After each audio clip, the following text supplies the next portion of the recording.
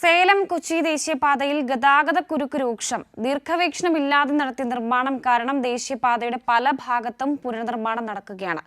കലുങ്ക് നിർമ്മാണവും അടിപ്പാത നിർമ്മാണവും യാത്രക്കാരെ ദുരിതത്തിലാക്കി.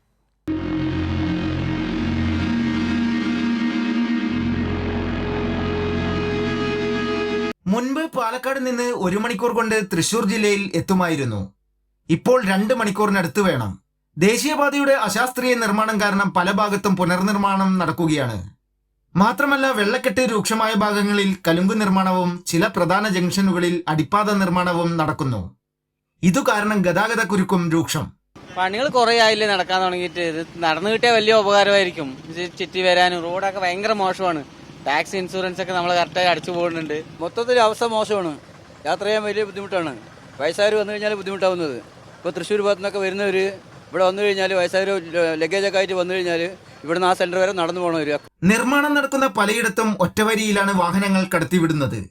നിർമ്മാണ പ്രവർത്തനങ്ങൾ കാരണം കച്ചവട സ്ഥാപനങ്ങൾ പൂട്ടിപ്പോയവരുമുണ്ട്. അങ്ങോട്ട് പാസ് ചെയ്യാനും പറ്റുന്നില്ല. ഒരുപാട് ആൾക്കാർ അപകടം പറ്റിക്കൊണ്ടിരിക്കുകയാണ് കടക്കാൻ ക്രോസിങ്ങിനൊക്കെ ആയിട്ട്. ഇപ്പോൾ കുറേ ആയിട്ട് ഇപ്പോൾ വയ്യാണ്ടായിരിക്കും ഭാഗമൊക്കെ ഇടിക്കണം പറഞ്ഞിട്ട് ആ സൈഡും മൂല പോകും പറഞ്ഞിരിക്കുന്നത്. മഴയിൽ ദേശീയപാതയുടെ പല ഭാഗവും തകരുകയും ചില ഭാഗത്ത് ചെളിയും നിറഞ്ഞിരിക്കുകയാണ്. എന്നാൽ ഇതൊന്നും ടോൾ പിരിവ് കമ്പനിയോ കേന്ദ്ര സർക്കാരിന്റെ കീഴിലുള്ള ദേശീയപാത അതോറിറ്റിയോ കാണുന്നില്ല. ഭീമമായ ടോൾ പിരിക്കുന്ന സേലം കൊച്ചി ദേശീയപാതയുടെ അവസ്ഥയാണിത്. അറ്റകുറ്റപ്പണിയുടെ ഭാഗമായി ദേശീയപാതയുടെ പാലക്കാട് ജില്ലയിലെ വിവിധ ഭാഗങ്ങളിൽ വലിയ രീതിയിലുള്ള കുണ്ടും കുഴിയുമാണ് ഉള്ളത്. ഇത് ഗതാഗത കുരുക്കിനും അതുപോലെ തന്നെ അപകട ഭീഷണിക്കും വലിയ രീതിയിൽ ബാധിക്കുന്നുണ്ട്. ക്യാമറാമാൻ മഹേഷ് പാലക്കാടിനൊപ്പം സച്ചിൻ വള്ളിക്കാട്, കൈരളി ന്യൂസ്.